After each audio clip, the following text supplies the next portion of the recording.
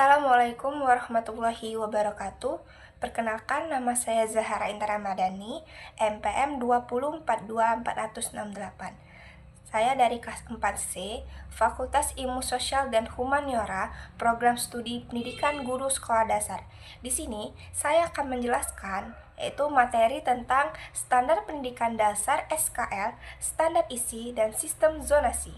Materi pertama yaitu tentang Standar Kompetensi Lulusan atau SKL, merupakan kriteria kemampuan yang harus dimiliki oleh peserta didik setelah mereka menyelesaikan suatu jenjang pendidikan.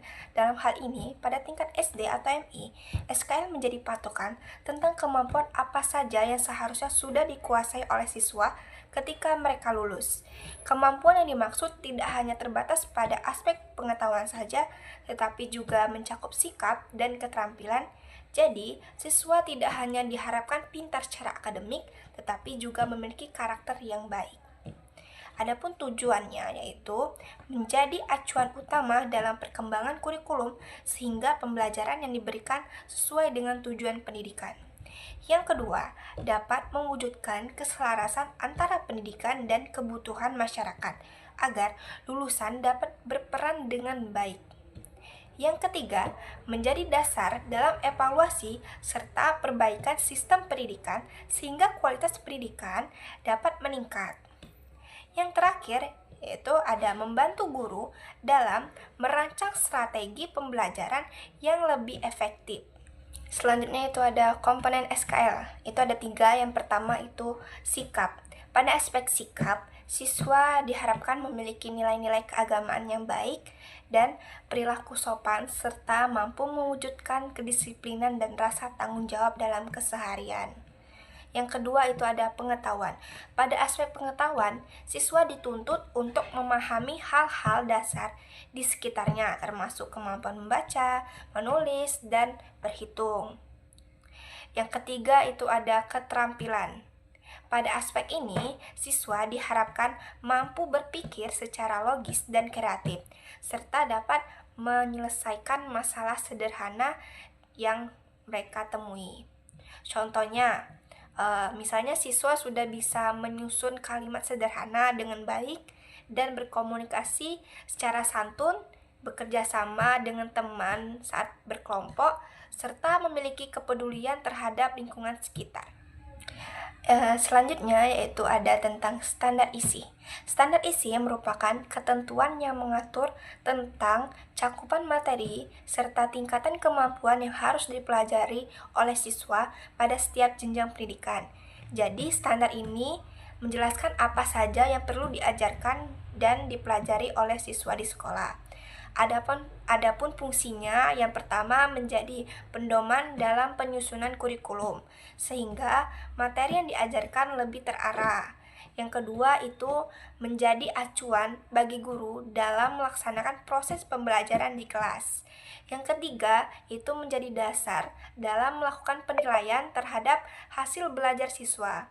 Yang keempat itu membantu menyesuaikan materi pembelajaran dengan tingkat perkembangan dan kemampuan siswa.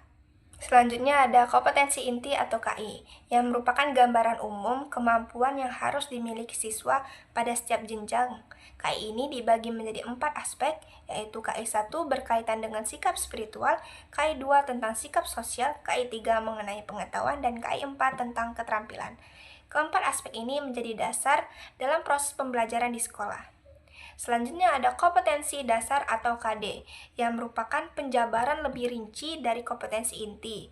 KD itu berisi kemampuan spesifik yang harus dikuasai siswa dalam setiap materi.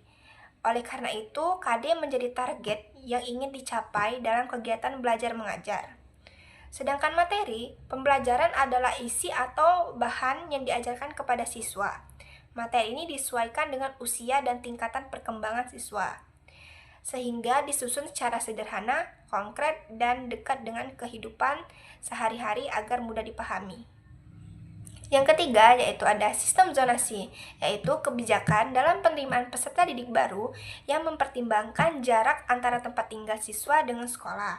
Tujuannya agar akses pendidikan dapat dirasakan secara merata oleh semua siswa. Adapun tujuannya dari penerapan sistem zonasi yaitu yang pertama untuk mengurangi penumpukan siswa di sekolah-sekolah tertentu yang dianggap sebagai sekolah favorit. Yang kedua, memberikan kesempatan yang lebih adil bagi seluruh siswa untuk mendapatkan pendidikan. Yang ketiga, mendorong peran sekolah agar lebih aktif dalam melayani masyarakat di lingkungan sekitar.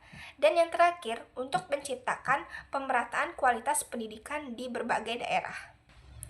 Adapun prinsip-prinsip dalam sistem zonasi yaitu pertama, dapat melaksanakan sistem zonasi yang harus dilakukan secara adil dan terbuka, sehingga semua pihak dapat memahami prosesnya dengan jelas.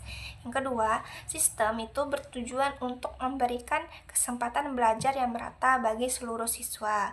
Yang ketiga, pemaksanaannya juga perlu disesuaikan dengan kondisi wilayah masing-masing. Yang keempat, tidak kalah penting, yaitu sistem zonasi juga harus memperhatikan kemudahan akses seperti jalan dan transportasi agar siswa dapat menjangkau sekolah dengan lebih mudah. Adapun kekurangan dan kelebihannya, kelebihannya itu dari sistem zonasi adalah mampu meningkatkan keadilan dalam proses penerimaan siswa serta mendukung pemerataan kesempatan belajar. Sedangkan kekurangannya, siswa yang tidak selalu bisa masuk ke sekolah yang diinginkan, serta adanya kemungkinan perbedaan kualitas pembelajaran antara sekolah. Jadi kesimpulannya, SKL, standar isi dan sistem zonasi saling berhubungan dalam pendidikan dasar, di mana SKL menjadi tujuan akhir yang harus dicapai siswa. Standar isi menjadi pedoman dalam proses pembelajaran dan zonasi berperan dalam pemerataan akses agar pendidikan lebih adil dan merata. Mungkin itu saja yang bisa saya sampaikan. Saya akhiri. Wassalamualaikum warahmatullahi wabarakatuh.